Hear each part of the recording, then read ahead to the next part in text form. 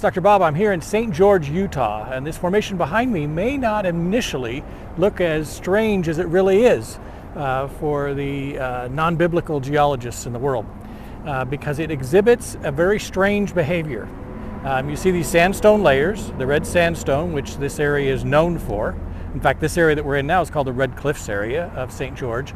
But the red sandstone that's here, on top of it is this basalt. Now, that's a problem because the basalt is expected to have come from volcanic activity, and it should be in the low parts, not in the high parts. Okay, if the traditional time scales are correct, then there's a problem.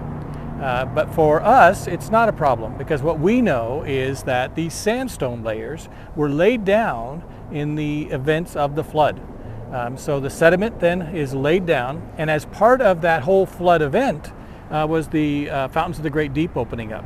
So there would have been increased volcanic activity as this molten material, in addition to the waters, begins to, in some locations, begins to spray out from the earth. And so this basalt that's on the top was then deposited after these lower sediment layers were deposited during the flood event. This is called inverted topology, and as I say, for many non-biblical geologists, it creates a real problem. But for those of us who trust in the biblical account, it's just one more example of the fact that it's okay to believe.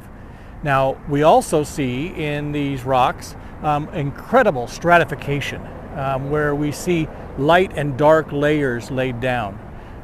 And what that is typically expected by non-biblical geologists to be subsequent flood events. The problem is, each of those represent what geologists call an unconformity. Now, we've talked about in other discussions the Great Unconformity, which we see at the Precambrian rock, the Foundation Rock in the Grand Canyon and elsewhere.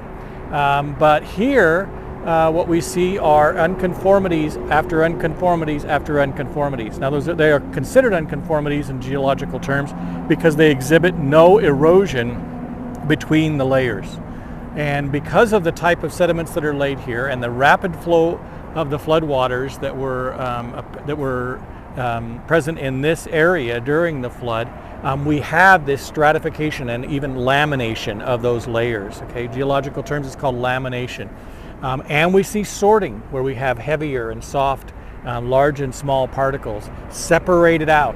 Prior to Mount St. Helens, that was expected to have been subsequent flood events, and we weren't really sure how it worked. But what we saw in these high flood or high flow events is that the sediments will actually self-sort. And so we get this lamination and we get this sorting that occurs without even having to have subsequent events. So it isn't, in biblical geological terms, it's not an unconformity. It's another testimony that it's okay to believe and that the biblical account describes an actual event that occurred in the time of Noah.